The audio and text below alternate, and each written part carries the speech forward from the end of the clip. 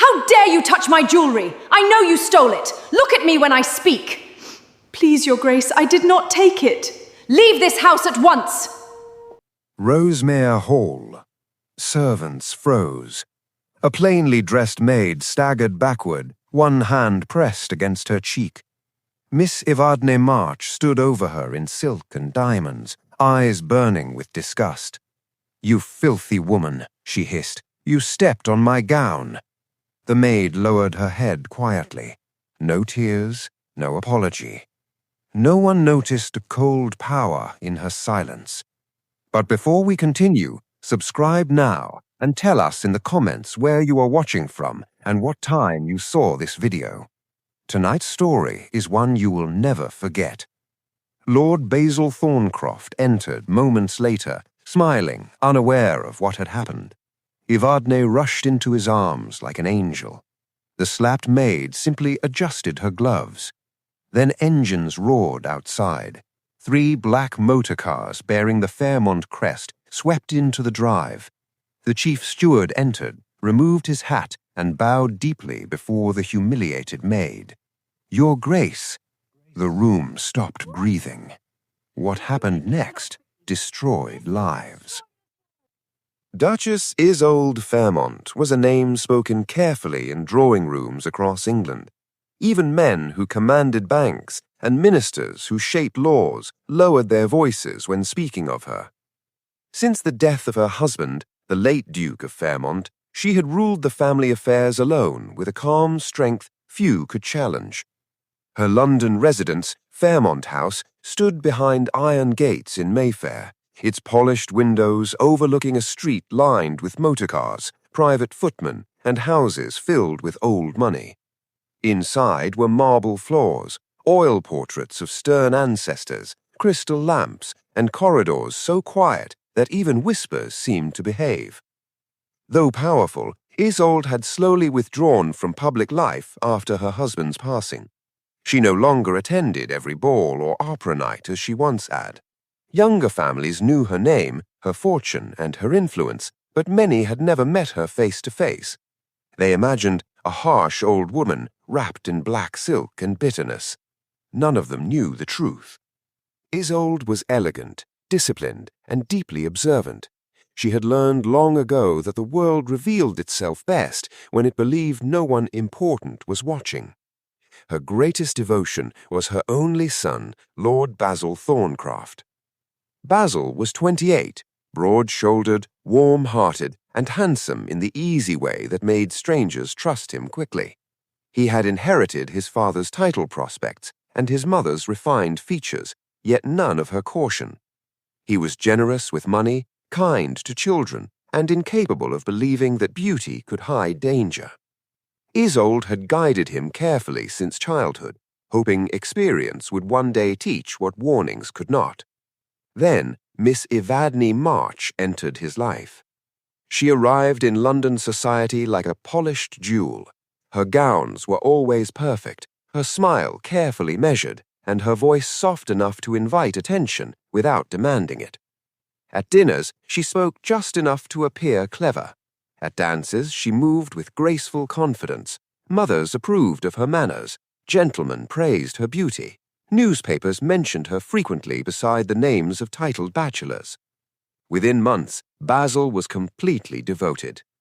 He brought flowers to her townhouse. He rode beside her carriage in Hyde Park. He defended her before anyone who questioned her intentions. Society celebrated the romance as though it were already a wedding. Only Isolde remained unconvinced. She noticed Evadne never greeted servants unless others were watching. At charity functions, her eyes wandered more toward diamonds than the suffering she claimed to pity. Her laugh warmly with dukes, lords, and wealthy widowers, yet dismissed ordinary guests with the smallest flicker of impatience. Her words were sweet, but something cold lived beneath them. When Isolde tried to speak gently to Basil, he grew irritated. "You judge her because she is young," he said one evening over roast pheasant, buttered carrots, and warm bread served in the blue dining room. "I judge her because I listen. You have never approved of anyone. I would approve of honesty." He pushed back his chair harder than intended. "You fear losing control." The sentence struck deeper than he knew. Their conversations became strained after that. Basil visited less often. Letters replaced dinners. Fairmont House, once filled with easy laughter between mother and son, became quiet. Then, a rainy morning, a cream envelope sealed in gold wax arrived on a silver tray. Mrs. Bernadette Sloane, mother of Miss Evadne March, formally requested the honor of receiving Duchess Isolde Fairmont at Rosemere Hall in Surrey before any engagement announcement was made. It was written with perfect manners and obvious ambition. Basil considered the invitation proof that everything would now heal. "They wish to welcome you properly," he said. "No," Isolde answered calmly. "They wish to impress me." That afternoon, she sat alone in her private sitting room, where tea cooled untouched beside the fire. Beyond the windows, London mist clung to the gardens. She thought of Basil's trust, Evadne's smile, and the future that waited if appearances continued untested. By evening, her decision was made. The next morning, while Basil expected his mother to arrive later in full dignity, Isolde dismissed her lady's maid and opened an old wardrobe herself. From it, she removed plain servant clothing once used during charitable visits to hospitals and kitchens. A dark dress without decoration, a simple apron, sturdy shoes, a modest cap to conceal her hair. She removed her rings one by one and placed them in a velvet box. When her loyal steward asked whether she was certain, Isolde fastened the final button at her wrist and looked into the mirror. The powerful Duchess disappeared. In her place stood a woman no one would notice. She lifted her gloves and said quietly, "Let us see how they treat those they believe beneath them." Rosemere Hall stood proudly on the Surrey countryside like a woman wearing borrowed jewels. Its stone walls were grand, its gardens trimmed into neat perfection, and its long gravel drive curved elegantly toward tall iron gates. From a distance, it appeared every inch the home of ancient nobility. Up close, the illusion weakened. The statues near the fountain were newly carved and too bright. The family crest above the entrance had been recently mounted. The hedges were cut with such precision that they looked more expensive than natural. It was a beautiful house, trying very hard to look old.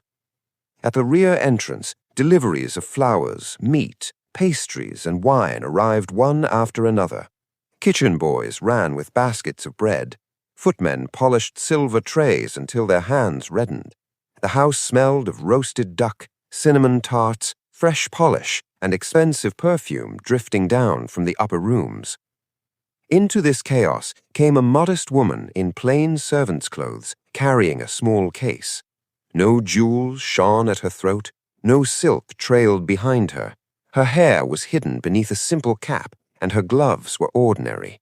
She stood quietly at the servants' gate while rainwater clung to her sleeves. No one recognized Duchess Isolde Fairmont. A stout housekeeper looked her over with quick disdain. "You are late." "I was told to report this morning," Isolde answered softly. "Then report less and move more. We are not running a convent." She was pushed inside without another glance. The servants' corridors were narrow and busy. Bells rang from drawing rooms above. Voices snapped through the halls. One maid carrying folded linen nearly collided with a footman and was cursed for her clumsiness. Another girl was scolded because a flower arrangement leaned slightly to one side. Fear moved through the house faster than air. At the center of it all was Mrs. Bernadette Sloane. She swept through the breakfast room in a satin gown heavy with lace, rings flashing as she pointed at everything wrong with the world. The table held smoked salmon, eggs, fruit preserves, hot rolls, and silver coffee pots, yet she found reason to complain over each item. "These strawberries look common, and who arranged those lilies? Have they no eyes?" A trembling maid adjusted the flowers. Bernadette turned to a guest list beside her plate. "By this time next month, no one of consequence will ignore our invitations." She laughed at her own words. Later, passing a half-open morning room door, Isolde heard Bernadette speaking to a neighbor. "Old noble families are finished. Titles without money are museum pieces. We are the future now." The neighbor laughed politely. Upstairs, Miss Evaden March prepared for Basil's arrival. Isolde was sent with fresh tea and entered quietly enough to witness the young woman before the mirror. Evaden wore pale silk with pearls at her throat. Two maids pinned her hair while she practiced expressions, one after another: warm delight, modest surprise, gentle concern. She studied each smile carefully, choosing which would best capture Basil's heart. "Too eager," she murmured at her reflection. Then she softened her eyes and tried again. "Better." When she noticed Isolde in the room, her face sharpened at once. "Set it there and do not breathe on the tray." Isolde obeyed without comment. By noon, the household was tense with expectation. Basil was expected any moment. Isolde was instructed to carry a silver pot of tea through the upper corridor toward the drawing room where Evaden waited. As she passed, the narrow edge of her shoe brushed the hem of Evaden's gown. The sound of the slap cracked through the corridor. Gasps followed immediately. Tea rattled in its cups as Isolde staggered one step sideways, one hand rising slowly to her cheek. Red marks bloomed across skin that once had been kissed by kings at formal greeting. Evaden stood rigid with fury. "You wretched creature, do not touch what you could never afford." The nearby servants lowered their eyes in horror. No one dared speak. Isolde straightened carefully. She lifted her gaze to Evaden's face. There was no pleading in her expression, no shame, no fear, only silence. Evaden mistook it for submission and smiled coldly. "Clean the tray and be useful." She swept away in silk and perfume. The corridor remained frozen until footsteps faded. A young maid beside the wall began to shake. Tears filled her eyes as she looked at the older woman who had endured the blow without a word. "Why did you not strike her back?" she whispered. Isolde adjusted her gloves with calm fingers and picked up the trembling teacups. "Because," she said quietly, "some debts grow larger when left unpaid." By early afternoon, the rain had cleared, leaving Rosemere Hall washed in pale sunlight. Gravel glittered along the drive, and the household stiffened with anticipation when the sound of an engine rolled through the grounds. A polished dark motor car swept to the front entrance and stopped beneath the stone portico. A footman hurried forward to open the door. Lord Basil Thorncroft stepped out smiling. He wore a tailored charcoal coat, gloves of soft leather, and the easy confidence of a man certain the world was moving in his favor.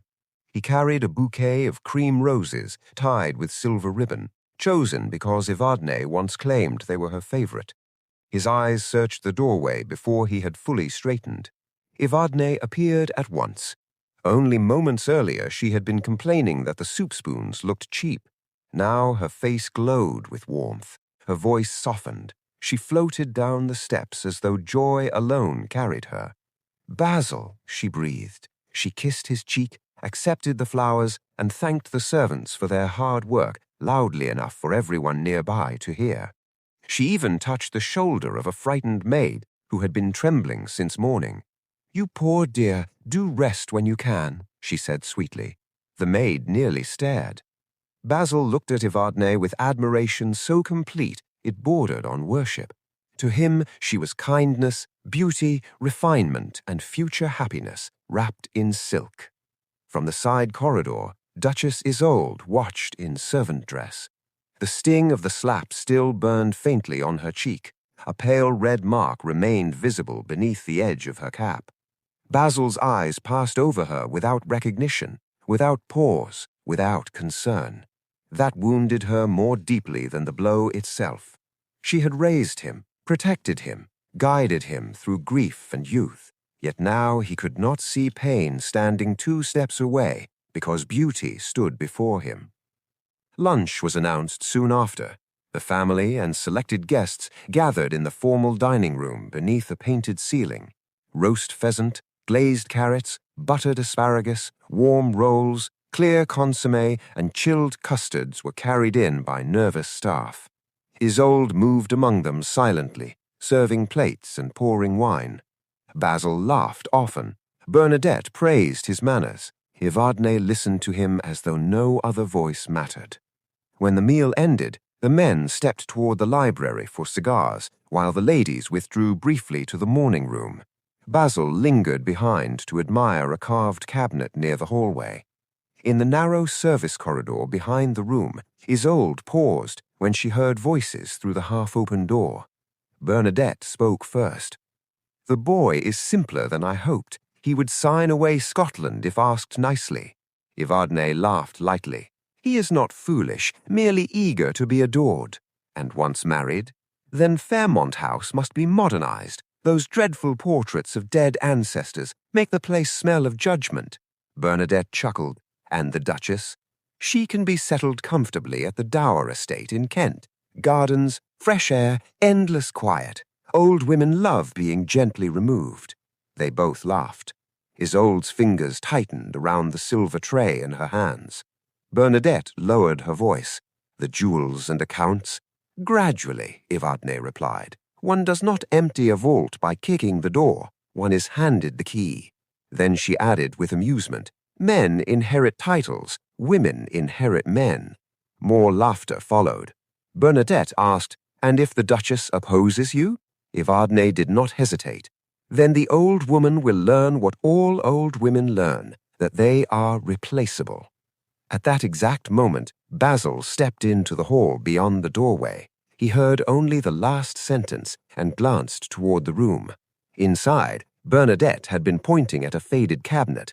Basil smiled faintly, assuming they discussed furniture. "That cabinet is dreadful. Replace it if you wish," he said as he entered. Evadne rewarded him with a grateful look so tender it would have fooled a judge. Isolde closed her eyes for one brief second. Blindness, she realized, was easiest to wear when it pleased the wearer. She moved away before anyone noticed her listening. The house settled into a false calm. Guests returned to conversation. Bernadette rang for fresh tea. Basil stood beside Evadne near the tall windows, entirely content. Then, from beyond the front lawns, a new sound broke across the afternoon. Engines, not one, several, heavy, powerful, approaching fast over the gravel drive. The rumble of engines rolled across the lawns like distant thunder, drawing every eye in Rosemere Hall toward the tall front windows. Conversation died mid-sentence. Teacups paused halfway to lips. Even the servants froze where they stood. 3 grand motor cars turned through the iron gates in perfect order and swept along the gravel drive. Their black bodies shone beneath the afternoon light, each door marked with the silver crest of Fairmont House. Uniformed chauffeurs brought them to a smooth halt beneath the entrance portico. Guests exchanged startled glances. Bernadette Sloane's face brightened at once. She straightened her shoulders, lifted her chin, and adjusted the lace at her sleeves. To her mind, this was the public recognition she had long desired. The Fairmont household had come in full ceremony to honor the future bride.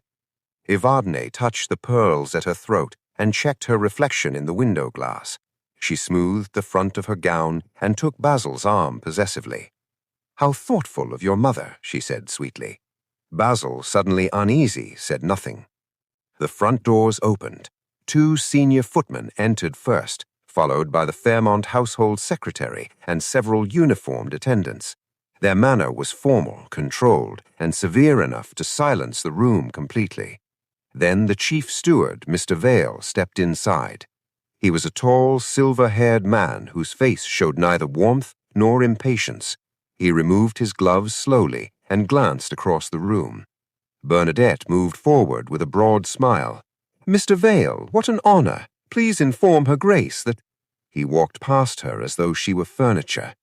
Bernadette's smile cracked. Evadne stiffened. Mr. Vale continued across the drawing room, past guests, past Basil, past the marble fireplace, until he stopped before the plainly dressed maid standing near the tea service. Every eye followed him. Then he bowed deeply. "Her Grace, Duchess Isolde Fairmont." The room erupted in stunned gasps. For one suspended moment, no one moved. Then the maid, who had stood unnoticed all day, straightened slowly. She removed the plain cap from her head, revealing silver-streaked hair arranged with quiet elegance. She unfastened the rough outer collar, exposing the fine cut of the dark dress beneath. Her posture changed first, then the room around her. The servant vanished. Power remained. Duchess Isolde Fairmont stood before them. Several servants dropped to their knees at once. One maid began to cry openly. Another crossed herself in panic. Bernadette swayed so hard she had to grip the edge of a chair. Basil's face drained of color. Evadne stumbled backward until the backs of her legs struck a sofa. Her lips parted, but no words came. Isolde lifted one gloved hand and touched the fading red mark on her cheek. Her voice, when it came, was calm enough to terrify. "Your daughter strikes with poor aim." No one in the room dared breathe. Bernadette rushed forward, hands shaking. "Your Grace, there has been some dreadful misunderstanding." "There has. You mistook breeding for costume." She turned to Mr. Vale. "Bring forward every servant who witnessed this morning."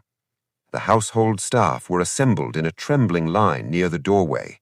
Faces pale, hands clasped, eyes lowered. "Speak truthfully, you answer to me now." The first maid described the slap in the corridor. The second told how Bernadette had insulted staff since dawn.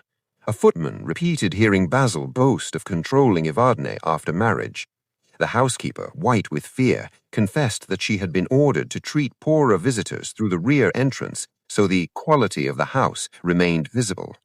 Another maid spoke through tears of hearing plans to remove the Duchess to a distant dower estate and gain access to jewels and accounts.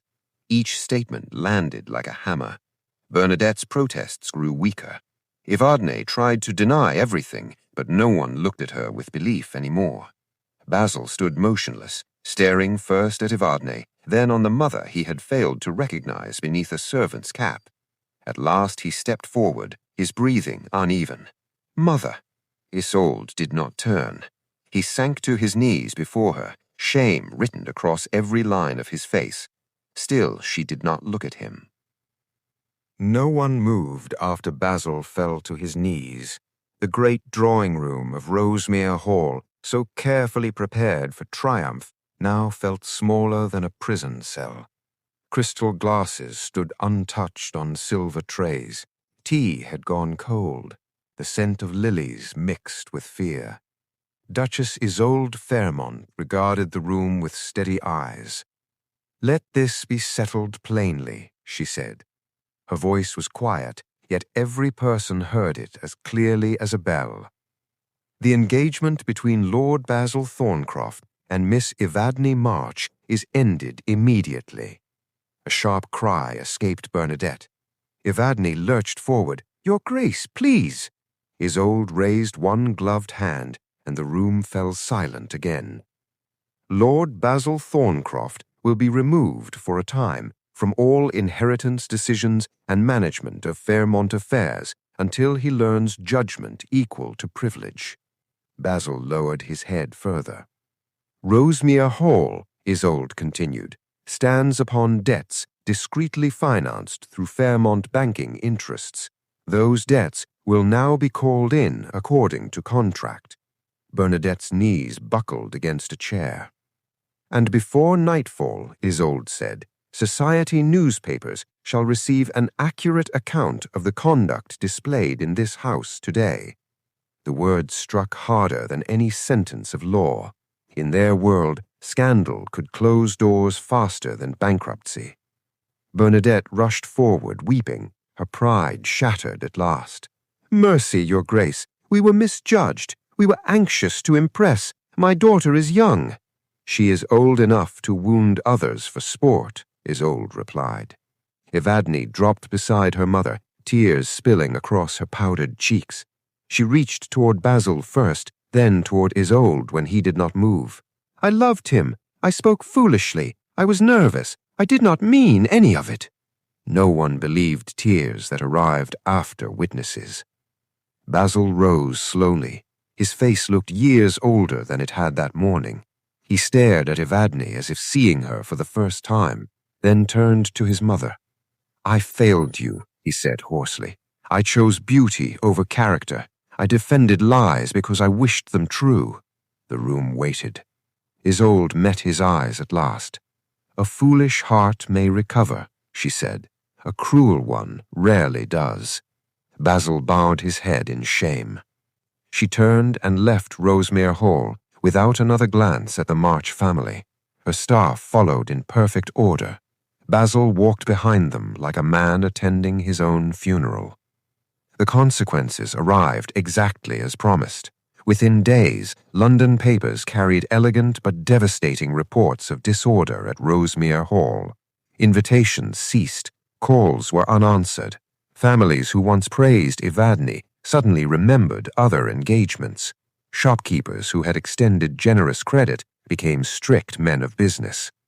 Months later, the debts were enforced. Rosemere Hall, with its bright statues and borrowed grandeur, was seized and sold. Its furnishings were catalogued room by room. Bernadette left through the rear entrance she once reserved for others. Evadne became the scandal of the season. Her name was spoken in drawing rooms with raised brows and lowered voices. Suitors vanished. Friends disappeared. Even those who pitied her did so from a distance. Basil returned to Fairmont House under no illusion of favor. For a year he handled estate accounts under supervision, visited tenant farms in winter rain, and worked quietly among veterans' charities his mother supported.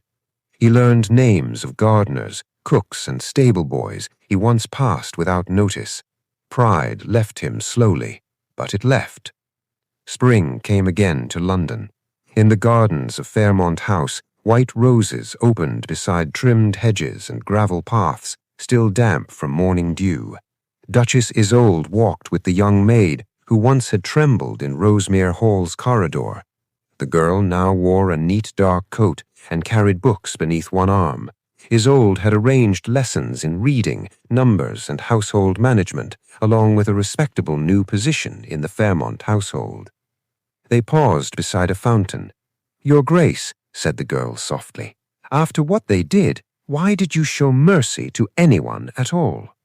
Isolde looked across the garden, where Basil, sleeves rolled, was helping an elderly groundsman lift seed trays into the sun. "Because power," she said, "is not proven by how one is treated, but how one treats others." The maid smiled.